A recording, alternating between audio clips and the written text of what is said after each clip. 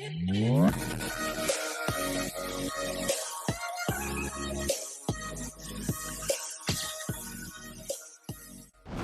ऐसा होता है कि आप ऑफिस में कोई काम कर रहे हो और आपने कोई छोटी सी प्रॉब्लम फेस की और उसको इग्नोर कर दिया।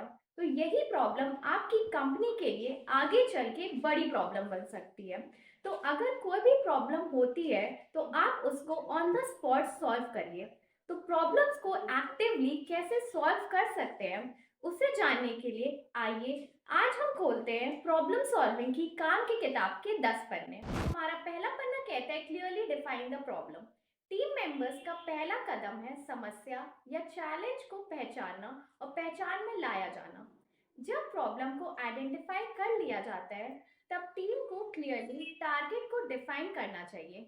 प्रॉब्लम को क्लियरली आइडेंटिफाई करने के लिए सभी रेलेवेंट इंफॉर्मेशन को इकट्ठा किया जाए।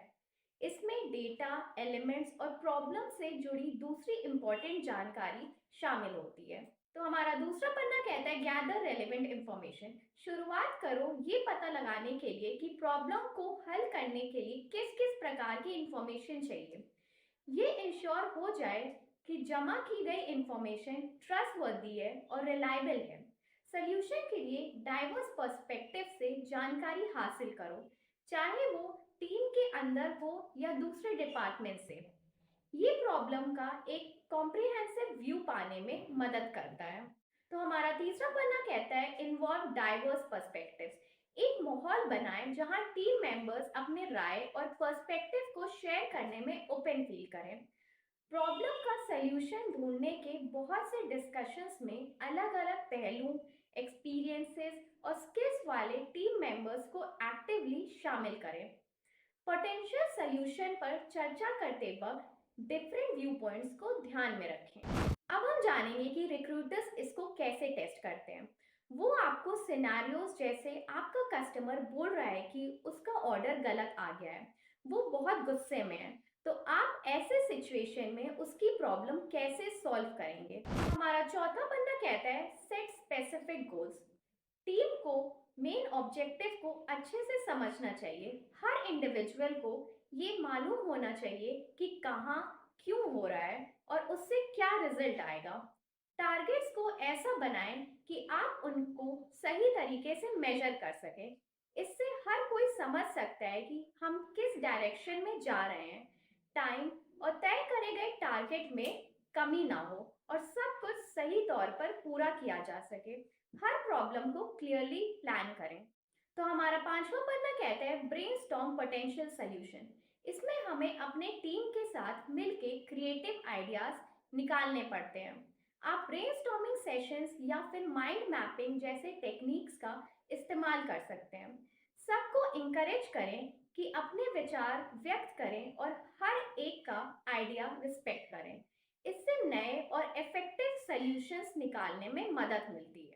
तो बढ़ते हम लोग अपने पन्ने नंबर 6 की तरफ जो कहते हैं इवैल्यूएट एंड प्रायोरिटाइज सॉल्यूशंस।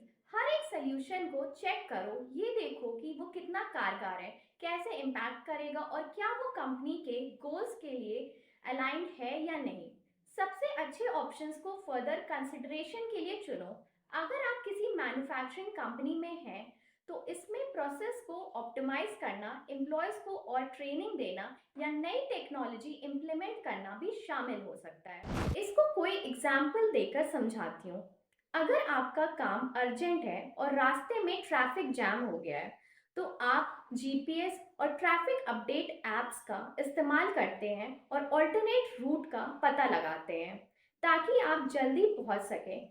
उसी तरीके से आपको कस्टमर की भी प्रॉब्लम को सॉल्व करना चाहिए ताकि हम उनसे बेटर कनेक्शन बनाए रख सकें।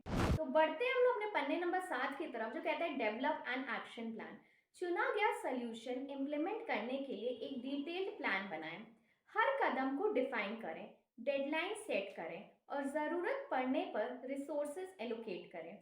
इससे सबको पता चलेगा कि कौन क्या करेगा, कब करेगा और किस तरीके से करेगा। तो बढ़ते हम लोग अपने पन्ने नंबर 8 की तरफ जो कहता है implement the solution.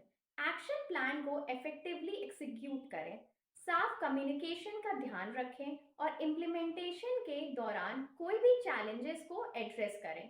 Regularly progress monitor करें ताकि ये पता चले कि सॉल्यूशन बेहतर तरह से इम्प्लीमेंट हो रहा है या नहीं। तो बढ़ते हैं हम लोग अपने पन्ने नंबर 9 की तरफ, जो कहते हैं evaluate outcomes and adjust if needed. Implemented solution के रिजल्ट्स को डिफाइन किए गए गोल्स के अगेंस्ट एक्सेस करें। अगर डिजायर्ड आउटकम्स नहीं मिले तो रीजंस को एनालाइज करें और अकॉर्डिंगली नेसेसरी एडजस्टमेंट करें। रेगुलरली मॉनिटरिंग से इंश्योर करें कि सॉल्यूशन इंटेंडेड तौर पर इम्प्लीमेंट हो रहा है। तो बढ़ते हम लोग अपने पन्ने नंबर 10 की तरफ, जो कहता है learn from the process. Problem solving process पर रिफ्लेक्शन डालें और सीखे गए लेसन्स को आइडेंटिफाई करें। ये feedback future problem solving efforts को इम्प्रूव करने में मदद करता है और ऑर्गेनाइजेशन के अंदर कंटिन्यूअस इम्प्रूवमेंट के कल्चर को बिल्ड करता है। इससे आप और आपकी टीम हर नए चैलेंज को बेहतर तरीके से हैंडल करने में माहिर होते हैं। आशा करती हूँ कि आपको प्रॉब्लम सॉल्विंग के काम की किताब के 10 पन्ने समझ में आए होंगे। उनमें से 3 पॉइंट मैं आपको ऐसे बताऊंगी जिस पर आपको ध्यान देने की ज़रूरत है। पहला पॉइंट, जो भी प्रॉब्लम आप फेस कर रहे हैं उसका मेन कॉज आइडेंटिफाई करें। दूसरा पॉइंट, आप डिफरेंट लोगों से ओपिनियन लीजिए ताकि आप प्रॉब्लम को अच्छे से सॉल्व कर पाएं। तीसरा पॉइंट, आपने जो भी सोल्यूशन निकालना है उसको इम्प्लीमेंट किया है, आप उसके रिजल्ट को एनालाइज करिए। अगर आपको हमारा ये प्रयास पसंद आया है तो वीडियो को लाइक करें, शेयर करें और चैनल को सब्सक्राइब करें।